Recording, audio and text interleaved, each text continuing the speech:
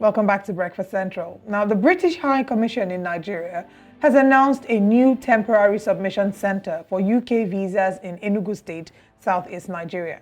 In a notice on Monday, the Commission said that the center is located at the Independence Layout axis of the state. The center will be operational from September 13th and will offer a twice-a-week service and allows an applicant to select Enugu as their application location when applying for a UK visa. Now, let's bring in Aka Aka. He's the Commissioner for Information, Enugu State. Good morning and thank you for joining us. Mr. Aka, can you hear us? Seems to be, poor connection over there also. But of course, we started this conversation yesterday while we're trying to reconnect with him. We started this conversation yesterday, seemingly celebrating with those in the southeast that they no longer have to travel and book flight tickets to Lagos or Abuja now for their UK visa interviews. They can now, of course, do that in the southeast. But of course, once again, the Commissioner for Information, Enugu State, Aka Aka. Good morning. Thanks for joining us, sir.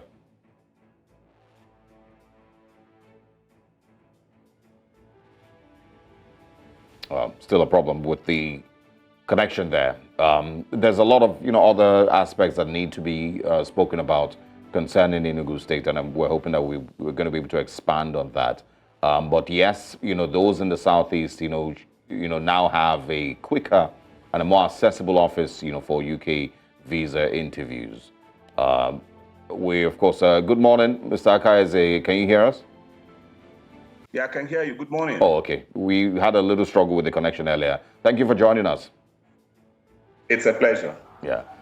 So let's get into, of course, the whole idea of having a UK visa office, Independence Layout, Enugu, that's where it's located. What are the positives, to this, and what are the people saying about it?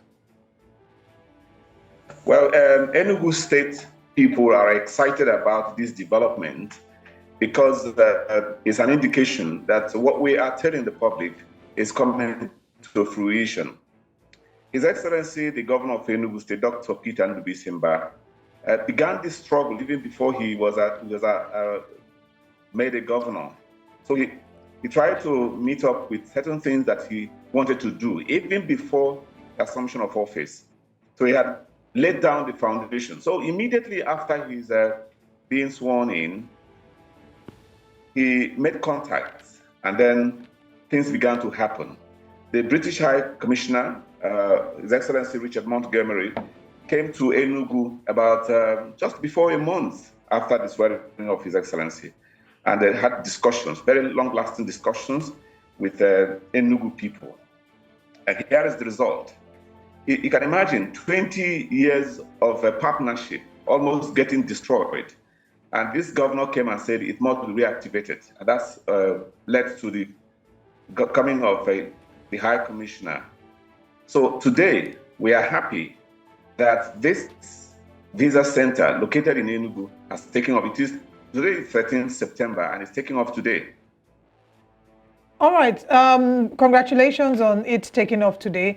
Let's talk about also the affordability of this. According to reports, we hear that this will be a temporary visa center where TLS will observe for 3 months how this operates, and if it operates properly, then maybe it could be made permanent. We also hear that the temporary submission center in Enugu opens as a premium location, meaning it will cost 246,000 naira, 246,250 naira, which includes a premium lounge appointment, courier return, SMS notifications, general customer support, and guidance.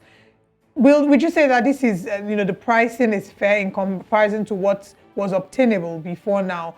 Before this temporary visa center was established in Enugu State, what was obtainable before? Well, I may not have the figure immediately, but the implication is that we need to have this location center in Enugu because our people suffer a lot going to Port Harcourt, going to Lagos to get this visa, or even Abuja. The idea is if we begin in the next 3 months or thereabout, or 6 months, the British High Commissioner will consider whether to make it a permanent fit or not. But it all depends on our people, how far we've come to patronize this location in Enugu. That will be the idea that will certainly make things start happening. As I said earlier, it's a temporary measure because 3 months from today, the demand for visa services will be carefully reviewed or expanded depending on the patronage that we receive from Ndi, whether you're from Enugu State, whether you're from Ebonyi State, Abia State, Imo State, or Anambra State. The interest is, this is predicated on traction. That means that it is the volume of patronage that we receive from Ndi Enugu and those around. Even people from Benue State are also expected to take advantage of the contiguity, the nearness of this location to apply for their visas. So those who are in Lagos, Lekki, anywhere Ndibo should be, they should be registering Enugu as their location. So I believe this is a premium one, and the amount will gradually soar down, especially if patronage is very high. Well, we'll see how things turn out. Like you've just mentioned, people in the southeast, will now troop to Enugu, for their visa applications and visa interviews, and so, it does, bring it closer home than having to fly to Lagos or fly to Abuja for, visa interviews. But we, of course, we'll see how, this turns out in the next, 3 months. You'll see what the level of patronage is. I expect it to be very high also. But I want us to move away from talking about the UK visa interview. You're the Commissioner for Information in Enugu State, so let's quickly talk about, the current governor, Peter Umba. There's, of course, still people who feel, who, excited about him being there. There's those who are not excited. He made promises. He did, of course, give a public address on his 100th day in office. It was broadcast across all media organizations in Enugu State. But I want to, quickly clarify on some certain things that he promised. One of them is water. I lived in Enugu. I mean, you and I are familiar. And all the while I was here, I was in Enugu State. Water was always a problem. It's one of the things that he promised that he was going to fix in 180 days. Can you give us any updates on where we currently are with regards to water and the situation in Enugu State? Thank you very much. When you mentioned water, I began to smile because we did not even tell me that we're going to discuss water, but it is a good thing for us to discuss water in this program. I would like to tell you that His Excellency Dr. Peter Ndubuisi is probably the only governor in Nigeria who campaigned with a timeline. He told you, others will tell you, I'll give you water, I'll give you bridges, I will air condition your roads, and so on and so forth. This is not the type of governor. He came and gave a timeline. I will give you water in Enugu municipality within 180 days. As I am talking to you now, water is running at a very, very extensive speed in Enugu. And it's getting to different places. What we now have is that so many pipes are bursting and they need to be replaced. Bursting because some of these pipes have been laid even before you were born, even before I was born. We are talking about during the time of Nnamdi Azikiwe and the persons like that. So for today, there is water in Enugu, and we pride it that Enugu is virtually sitting on water. And so we have enough water for anyone. This is a preparatory ground to invite people, investors to Enugu State, because we need to do the groundwork first to allow people to know that Enugu is good enough for business, and we're ready for business. There is water in Enugu today. What remains now is for us to reticulate it to different homes and places. Yeah, so the water infrastructure you're speaking of, is it the old infrastructure, or has the governor been able to set up new infrastructure to get to majority of? I mean, I'm not expecting that he will finish everything in 100 days, 110 days. But has there been any work that has been done so far to lay more pipelines, in New Haven, in Independence Layout, Transekulu, or is it the old infrastructure that we're talking about that, water is now flowing through? We are talking about new infrastructure, but the process is on. New infrastructure is being laid across Enugu, but the problem is that there are places where we never knew water could get to. And when they get to that place, it starts bursting the pipe because they have not been in use for over 10, 20, 30 years. So we are laying new ones as well. So the ones that are good enough, then we can replace them with a better one. That's the idea we're talking about. But for today, water is running in Abakpa. I'm sure you know Abakpa very well. Water is also running in Independence Layout. It's in different parts of Enugu, and the government is getting a lot of encomiums, praises from people to say that what you are doing.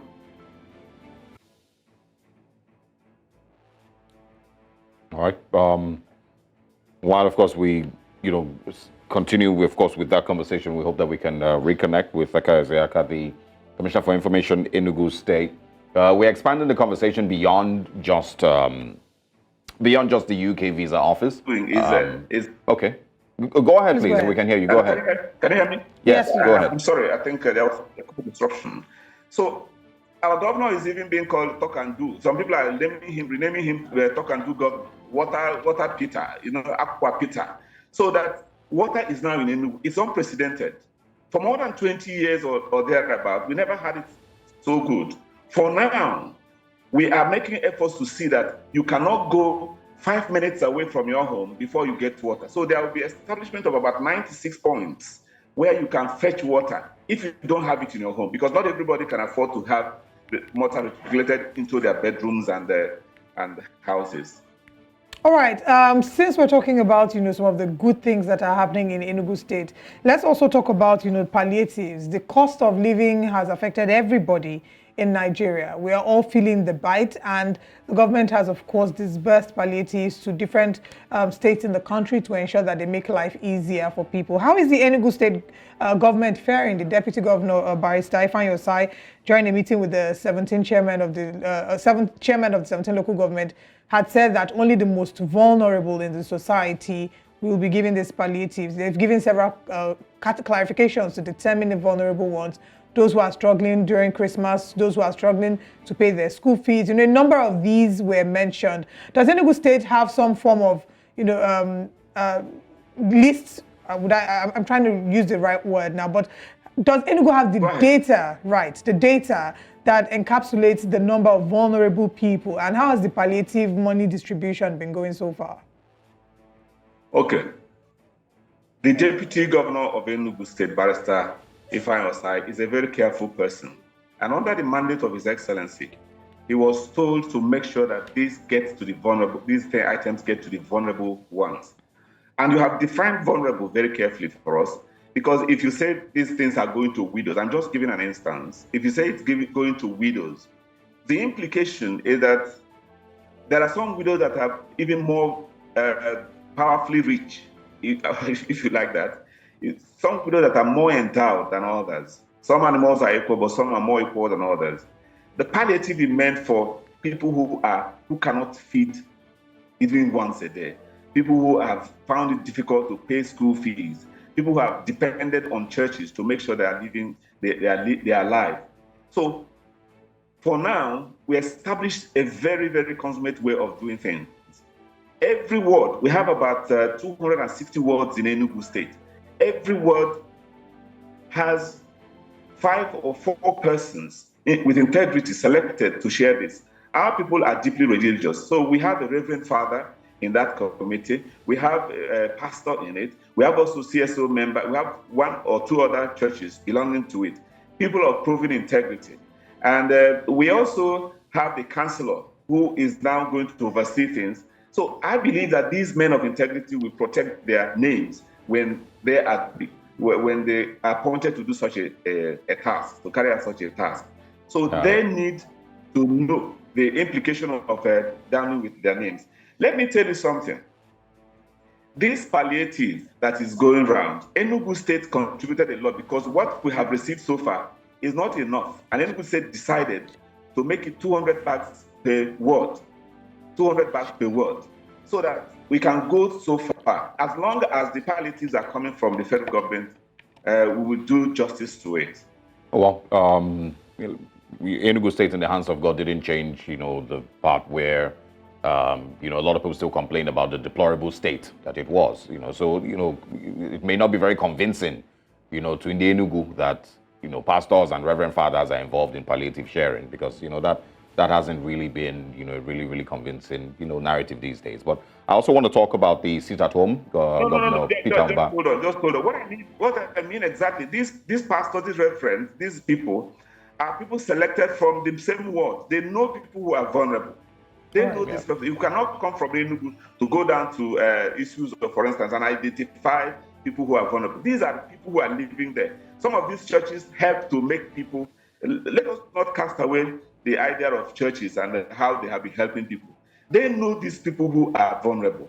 And we also know we have a list, but we're not depending on that list because some persons have relocated, some people have died, some names were put there not because anybody is leaving, but somebody wants to defraud the government and so on. Right. So we need something clarified to carry out this assignment. In the interest of time, because we may have to wrap up very soon, but I want to, ask about the sit-at-home order also. The previous government was criticized heavily for not doing enough to ensure that the sit-at-home orders on Mondays didn't affect business in Enugu State and affect citizens. The Independence Layout, Government House Road was blocked for almost 2 years. So I want updates on where we are, where Enugu is rather, with the sit-at-home order. Governor Peter Mba has given orders. Are people back outside on Mondays? Was, this week Monday, a busy day around Enugu State? Or is the state still trying to find its feet on Mondays? There's also reports that, there's some curfew in parts of Enugu from 9 p.m. But of course, there's still, seemingly high crime rate, kidnappings in Udi, in Ogu, and other places. So quickly talk about the sit-at-home order and security situation in the state. The security situation in Enugu State is very nice now. Sit-at-home is almost becoming a thing of the past. It now exists in our psyche.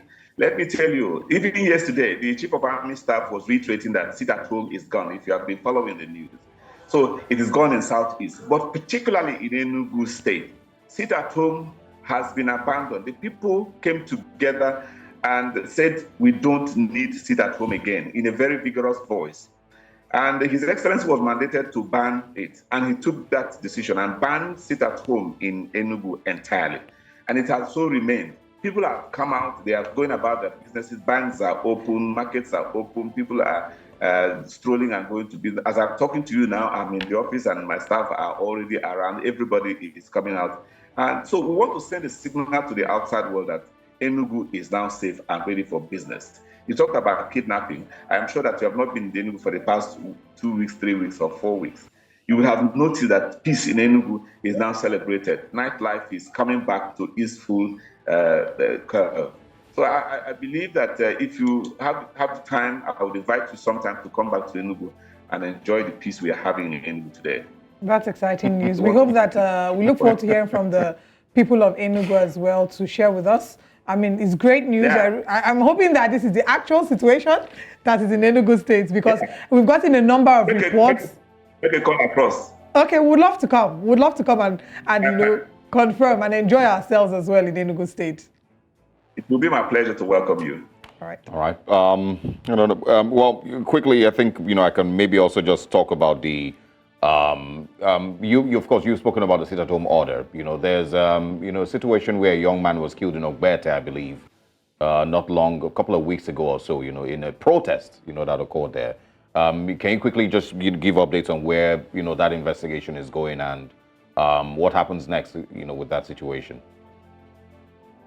We would not like to rake up that matter any longer because the matter is solved. We don't, because some people wanted to convert it to political ideas, and we don't want that.